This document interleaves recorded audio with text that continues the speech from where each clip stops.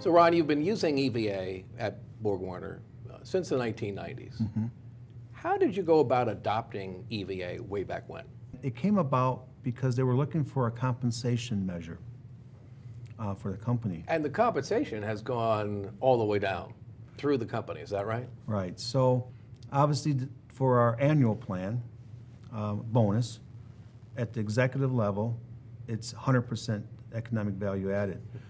At the plant level, it's about 50% economic value added and 50% more tangible to what they do daily, which could be on-time deliveries, quality, and safety. And I take it that you review EVA each month down to the plant level. The plants have been instructed to give the hourly workforce updates on how they're progressing toward their EVA targets.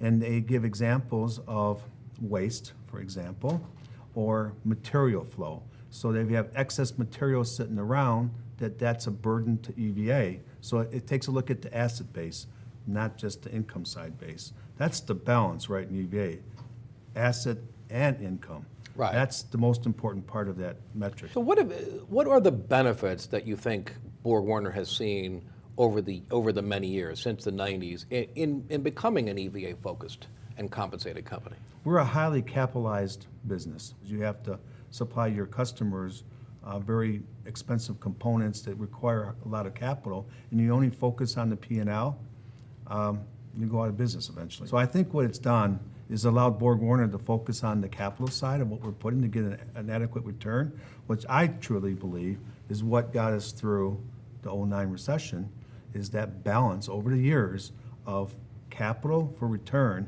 And that's because, I would guess, anytime you invest capital in working capital or plant or even acquisition, you're increasing a capital charge. You know that Right. you are taking on an obligation to cover that cost of capital. So there's a natural kind of accountability for capital, and there's an incentive to be creative and conservative in using capital. When we invest for our customers, we don't look at the margin only. So a lot of suppliers, they'll say, well, what margin do I get on that business? Well, that's not the first question we ask.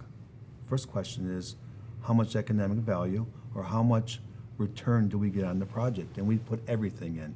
The balance sheet as far as working capital, the investment to design the product.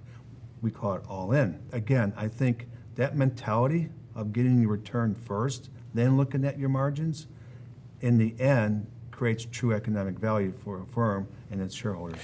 Do you ever see managers making short-term decisions to try to maximize EVA short-term and not investing enough in long-run growth? We have an incentive plan right now where we have a 3-year horizon. I don't see that behavior in the organization, because probably the 3-year look-back period that we get to do on an incentive basis that prevents that. And I would assume if you're consistently on EVA, the goal really is to increase EVA strategically over time, and it's not just that year-to-year focus.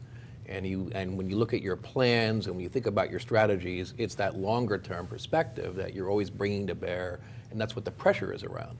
Exactly. But right now, from an absolute value, the goal of the plan is every year, over year, you create more value in that absolute number.